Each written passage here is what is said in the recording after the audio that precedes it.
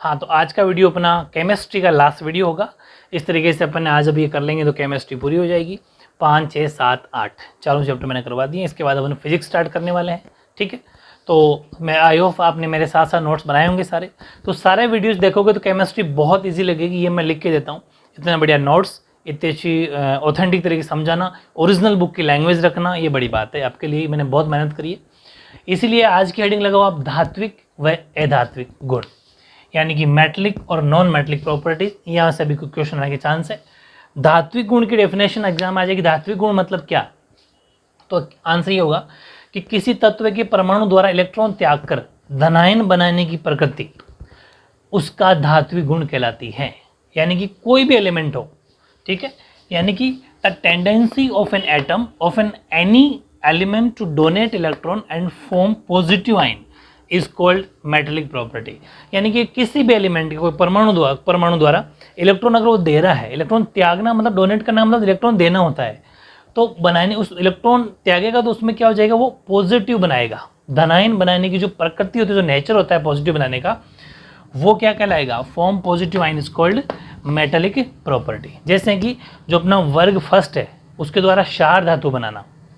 देखो अम्ल और क्षार ये अपने पढ़ रखे हैं। तो वर्ग फर्स्ट का मतलब था जो अपने ग्रुप फर्स्ट पढ़ा था वो क्षार धातु बनाता है। ये एक एग्जाम्पल आपको सीधे सीधे याद करना है, ज़्यादा दिमाग लगाने की जरूरत नहीं है। वर्ग फर्स्ट के क्षार धातु जैसे कि, ठीक है, like alkaline metals of group first या फिर alkali metals of group first. ठीक है, ऐसे ही सेकंड पॉइंट है अधात्विक गुण, नॉन मेटलिक प्रॉपर्टी।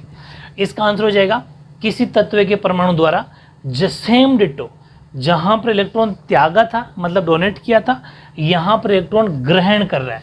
यानी कि इलेक्ट्रॉन को क्या कर रहा है, वो एक्सेप्ट कर रहा है। इलेक्ट्रॉन ग्रहण करके वहां पर इलेक्ट्रॉन दे के धनायन बनाने की प्रकृति, या इलेक्ट्रॉन जब लेगा तो वो ऋणायन बनाएगा। देखो भाई, जो घाटे में होगा, मैं इसका भी एक शॉर्ट ट्रिक बताता हूँ। देखो, जिसके पास होगा वही तो देगा। इसका मतलब ये अगर दे रहा है तो ये पॉजिटिव है, मतलब उसके पास पहले से प्लस में मतलब ज़्यादा है। ये लेगा मतलब ये घाटे में, घाटे का मतलब माइनस। तो सीधी सी बात है, जो लेगा वो ऋणायन बनाएगा यानी कि नेगेटिव बनाएगा, जो देगा क्योंकि उसके पास पहले से ज़्यादा है इसका मतलब धनायन यानी कि पॉजिटिव बनाएगा। तो किसी तत्व के परमाणु इलेक्ट्रॉन ग्रहण करना, एक्सेप्ट करना, ऋणायन बनाने की प्रकृति उसका अधात्विक गुण कहलाता है। यानी कि the tendency of an atom of any element to accept electron and form negative ion is called non metallic property. Example अपन ने लिया हेलोजन ग्रुप, जो ग्रुप नंबर 17 होता है। ग्रुप नंबर 17 को हेलोजन ग्रुप बोला जाता है। यानी कि जो वर्ग 17 है उसको हेलोजन वर्ग बोला जाता है। वो हमेशा ऋणायन बनाने की प्रकृति रखता है, मतलब नेगेटिव बनाने की प्रकृति रखता है, क्योंकि वो इलेक्ट्रॉन लेता है। ठीक है, तो इस तरीके से इन दोनों की प्रॉपर्टी में लिखवा दी। 2-3 पॉइंट और हैं जो इस चैप्टर में आपके बच गए, वो 1 मार्क्स में आ सकते हैं, वो भी मैं आपको आज लिखवा देता हूँ, फिर अपना चैप्टर फिनिश हो जाएगा। हाँ, तो ये कुछ पॉइंट्स हैं आपके, ये सब उतार लोगे तो एग्जाम में अब आपके इस चैप्टर से रिलेटेड या फिर पूरी केमिस्ट्री से रिलेटेड जितने भी नोट्स बनाए आपके बाहर कुछ भी नहीं जाएगा। पॉइंट क्या है कि एक ही वर्ग में ऊपर से नीचे जाने पर तत्व के परमाणु का आकार बढ़ता है। ध्यान रखना, याद रखना, जब एक ही वर्ग हो मतलब ग्रुप एक ही हो, तो जब आप ऊपर से नीचे आते हो तो तत्व के जो परमाणु है, जो एटॉमिक साइज है, परमाणु का जो आकार है वो बढ़ता है, इंक्रीज होता है। ठीक है, यानी कि on moving down A group size of atom of elements increases and तथा तत्व के धात्विक गुणों में कमी होती है। देखो, मैं ये पॉइंट किससे रिलेटेड लिखाऊंगा, ये मैं उन्हीं से रिलेटेड लिखाऊंगा जो अभी अपने पॉइंट लिया है, धातु रे धातु। तो होगा क्या, ऊपर से नीचे आओगे तो एटॉमिक साइज तो बढ़ेगी, लेकिन जो धात्विक गुण है, जो मेटलिक प्रॉपर्टीज है, वो डिक्रीज होगी, उसमें कमी होती है। ये ध्यान रखना पड़ेगा। और इसलिए धातुएं विद्युत धनात्मक गुण रखती हैं, जिसमें कमी होगी, मैंने कहा था माइनस जो गुणों में कमी होती है तो धातुएं यहाँ पर क्या हो जाएगी, पॉजिटिव धनात्मक हो जाती है। या वापस आओ कि and metallic properties of element decreases, इसलिए मेटल्स हैव इलेक्ट्रोपॉजिटिव कैरेक्टर्स। इसलिए धातुएं कैसी होती है, इलेक्ट्रो पॉजिटिव कैरेक्टर वाली होती है।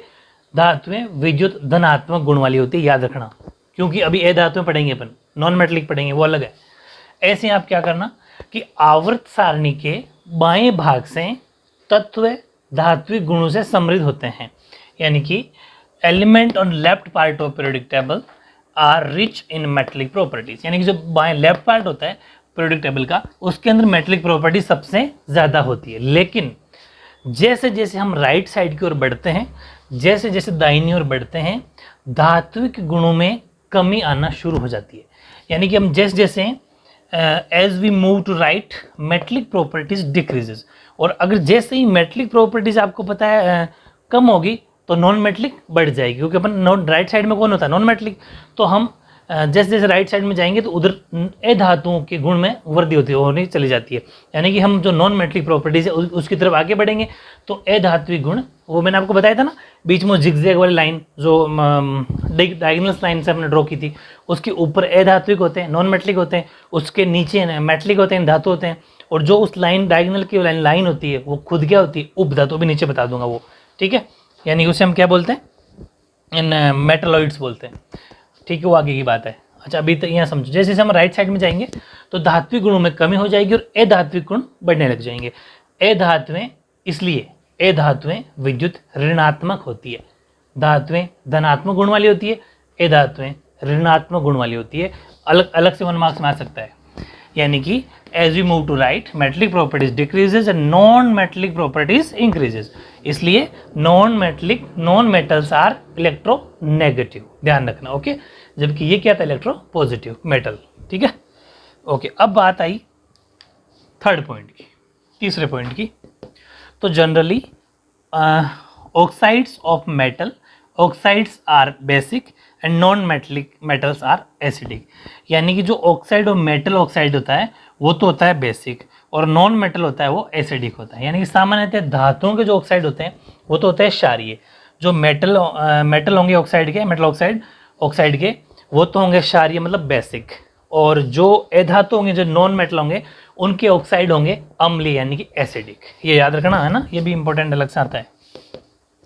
और लास्ट वाला पॉइंट, हालांकि मैंने ये लिखवा चुका पहले, लेकिन स्पष्ट क्लियर वर्ड्स में अगर पूछो तो मैंने और लिखवा दिया है आपको कि a zigzag line is formed in periodic table which separates metals and non metals. आपको पता है, मैंने कहा था कि धातु व अधातु को अलग करने वाली, पृथक करने वाली एक टेढ़ी मेढ़ी लाइन जिस पर जिगजैग ऐसा बना हुआ है, डायगोनल मैंने बताया था, मैंने आपको आंसर में डायगोनल लाइन बताई थी, विकर्ण रेखा।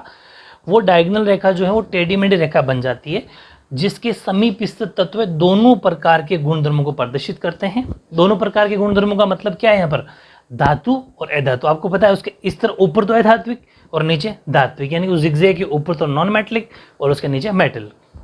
तो दोनों गुणधर्मों, दोनों प्रॉपर्टीज को दिखाते हैं। इन तत्वों को अपन उपधातु कहते हैं, ठीक है। एग्जाम्पल वो कौन कौन सी, वो मैंने उस टाइम लिखवाई थी, boron, silicon, germanium, arsenic, antimony, tellurium, polonium, ठीक है। यानी कि a zigzag line is formed in periodic table which are separates metal non-metals. These elements near this line possess both type of properties and are called metalloids.